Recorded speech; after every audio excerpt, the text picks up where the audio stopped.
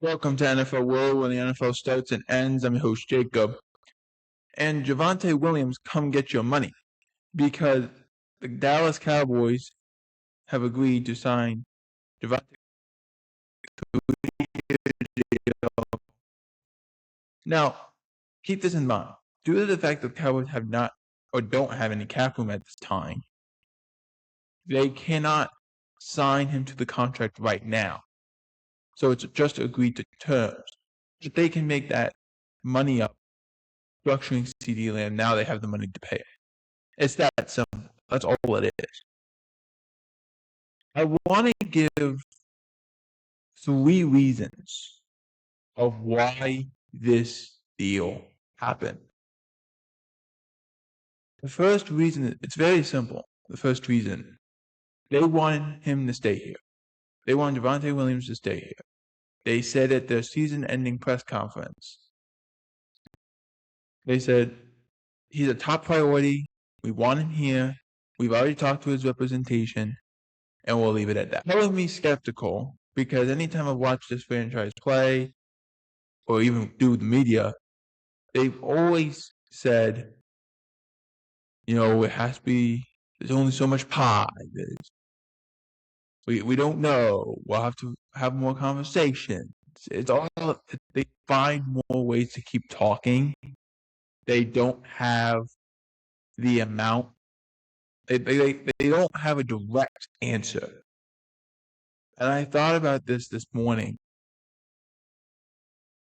It's been stuck in my craw for the last few days, really since this deal happened, which was the Cowboys oftentimes have a simple plan, but they're never direct with it. And sometimes they'll have a convoluted plan and are never direct with it.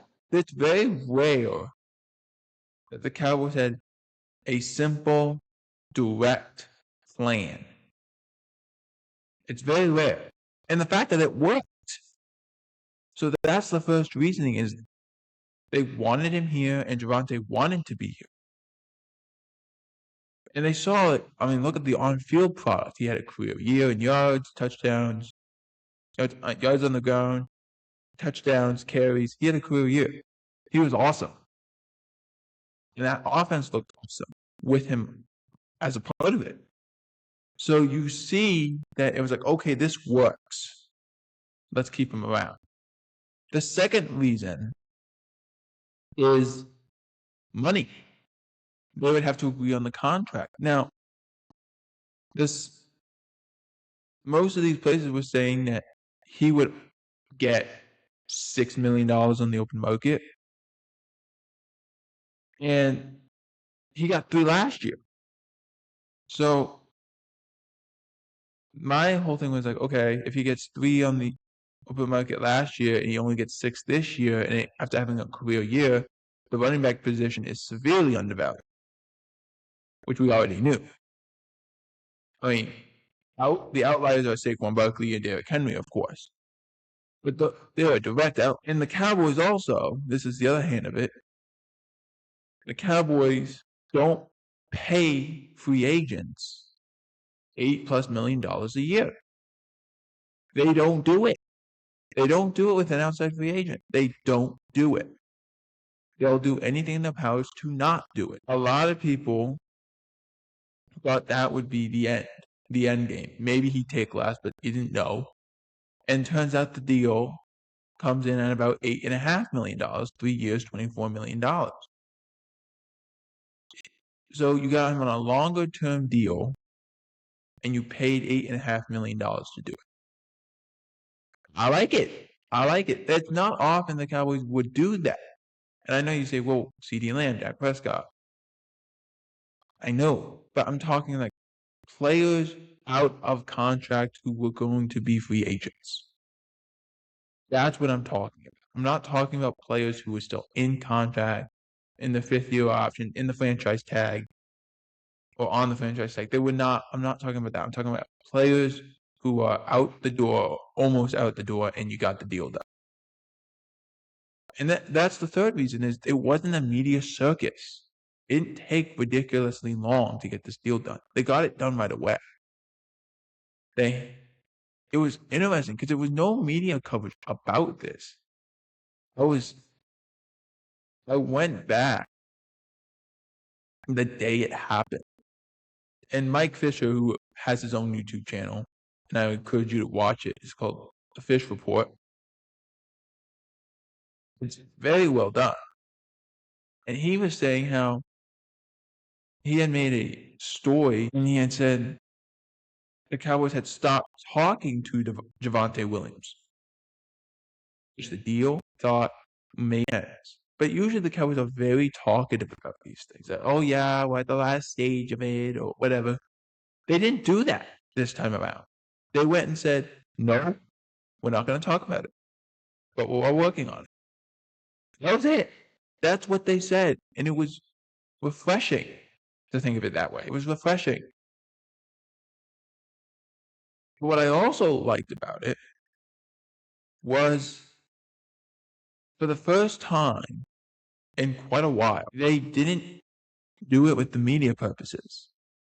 It was just get the deal done. And not just Cowboys content creators, not just NFL content creators, and not just YouTube content creators, but the entire media landscape is giving applause, giving good vibes about how the Cowboys handled this situation and that they got the deal done. Because it's like, finally they did a deal. They got it done. There was no media circus. We weren't talking about it ad nauseum. They just got it done. It was refreshing. It was so nice that they got it done in time. And that's what I really like about it. They got it done in time.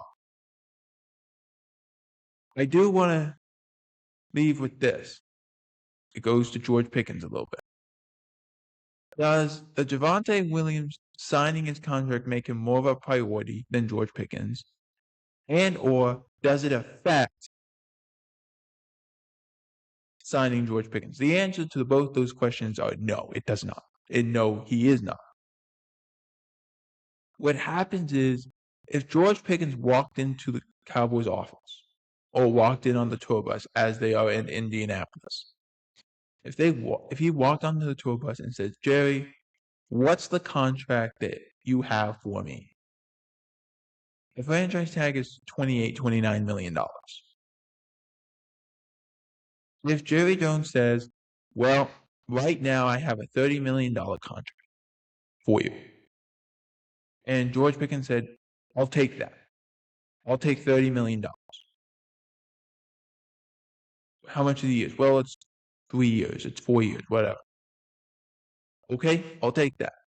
If he did that, they would sign him tomorrow. My point of it is they went to Javonte Williams and they had a similar number in mind. There was no fuss over it, and they just got it done. If George Pickens does that, the deal will get done fast too. And if they do pay George Pickens and don't put him on the franchise tag, they can lower the cap number anyway. Because the cap number is different than regular number. So, for an example, if you sign a contract, like let's use the Javonte contract, $8.5 million. I doubt that $8.5 million ends up on the salary cap at the end of this. It's probably going to be closer to $6. It's just probably what it's going to be. The George Pickens contract, whatever it ends up being, $30, $32 million, whatever, it will probably be only $10 million on the salary cap, and the rest will be bonus or put into the next year or whatever. That's how contracts are built and structured. That's why restructuring contracts is so popular now. And teams like Dallas can do that. You can make contracts like that. It does not make George Pickens less of a priority or Javonte Williams more of a priority. It's just that Javonte and Dallas had the same number in mind, and they agreed on it, and they got the deal done. Will George Pickens do the same? I think he will. But I wonder what happens and how long it takes. Because if this Cowboys team, I think they like the fact that they did it quietly. That they didn't tell anybody about it. I wonder, are they going to do it again? And are they willing to do it again? For NFL World, I'm Jacob Hubert. Out.